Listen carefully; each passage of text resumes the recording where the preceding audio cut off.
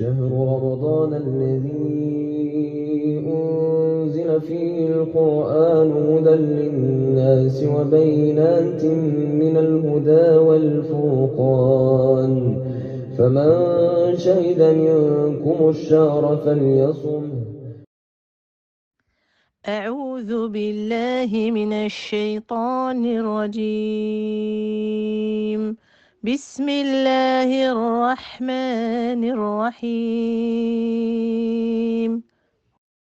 يا أيها الذين آمنوا اذكروا الله ذكرا كثيرا وسبحوه بكرة وأصيلا هو الذي يصلي عليكم وملائكته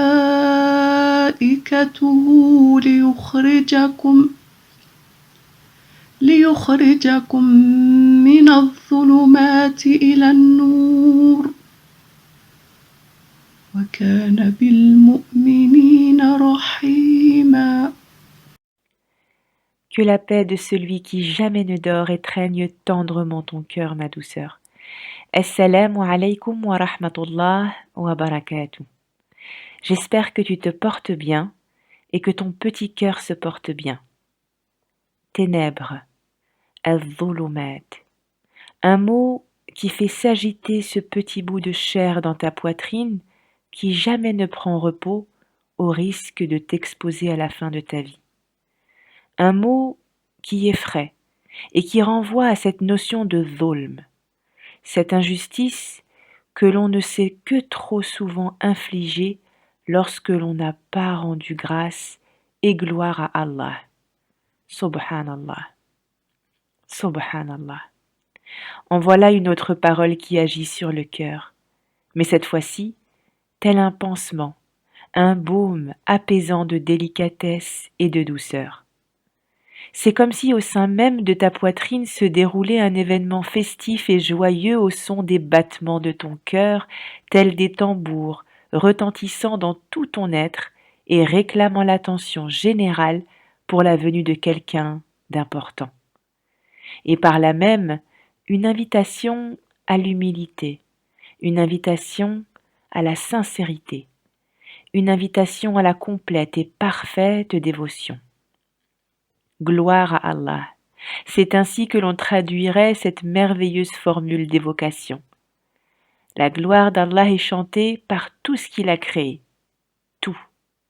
Pierres et rochers solides et inertes et le vent, plaines et montagnes majestueuses délivrant, sources d'eau et de fleuves abreuvant, animaux et insectes rampant et volant, corail et poissons dans l'océan, sur la terre et le ciel scintillant, d'étoiles et de planètes dans le firmament. Avec le dhikr, c'est bien notre Seigneur qui pénètre nos cœurs pour déverser la paix, la miséricorde, la bénédiction, la sérénité, la compassion, la bienveillance, la sécurité, l'amour. Comme Daoud alayhi salam, à qui Allah avait demandé de nettoyer sa demeure ou plutôt son cœur, car il, lui-même Azza wa Jal, allait y pénétrer. Il nous incombe de dépoussiérer, épousseter, désencombrer notre cœur de tout ce qui prend de la place, tout ce qui étouffe, tout ce qui occupe notre cœur, tout ce qui crée des sensations de malaise.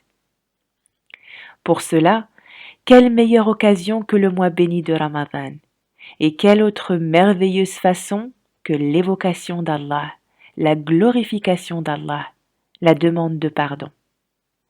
À l'image de tout ce qu'il a créé et qu'il continue de créer sans lassitude ni repos, aujourd'hui alors que nous venons d'entrer dans une nouvelle décade placée cette fois-ci sous le signe du pardon, et si nous tranquillisions nos cœurs, et si nous y faisions une place d'exclusivité à Allah avec le tasbih et l'istighfar.